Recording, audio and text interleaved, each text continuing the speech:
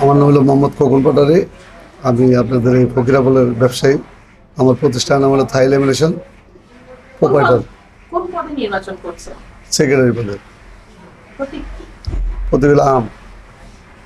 যদি আপনি এই নির্বাচনে নির্বাচিত হন, সবার আগে আপনার যে ভোটাররা আপনাকে মূল্যবান ভোট দিয়ে জয়যুক্ত করবেন, সেই ভোটারদের জন্য কি করতে চান? আসলে আমাদের দীর্ঘ বছর এই এই লাইনে আমরা জড়িত। সবার সেবা করার চেষ্টা করছি, আগেও করছি, ভবিষ্যতে করার জন্য চেষ্টা করতেছি।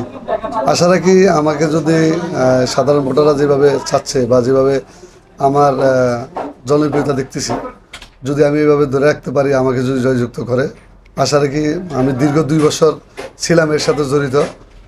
আরও 3 বছর আমাদের আগামীতে ডেট আছে, চেষ্টা করব তার সাথে ভালো কিছু করার জন্য। এবং আমি একা এর সাথে থাকলে তো হবে না, যারা আমার সাথে আছে, যারা আমাদের জয়যুক্ত করবে, তাদের পরামর্শ, তাদের আলোচনাতে যেভাবে করলে এই সংগঠন আরও বড় করা যায়, ভালো কিছু করা যায়, সেই চেষ্টা করবো ইনশাল্লাহ।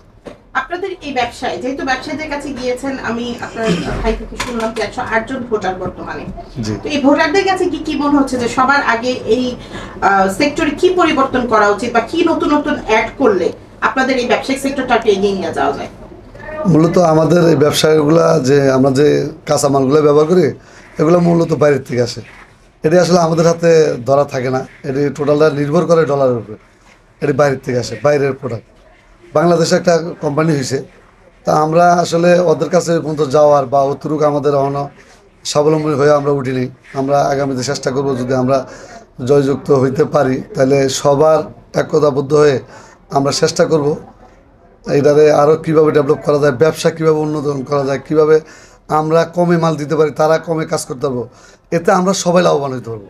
আমি যেমন লাভবান হবো, যে আমার থেকে কাঁচামাল নিয়ে কাজ করবো সেও লাভবান হবো। আশা রাখি এটা ভালো কিছু করা যাবে, সম্ভব। আমার মার্কা হলো আম। আপনারা সবাই আমাকে একটি করে ভোট দিবেন, এটা আমার অনুরোধ।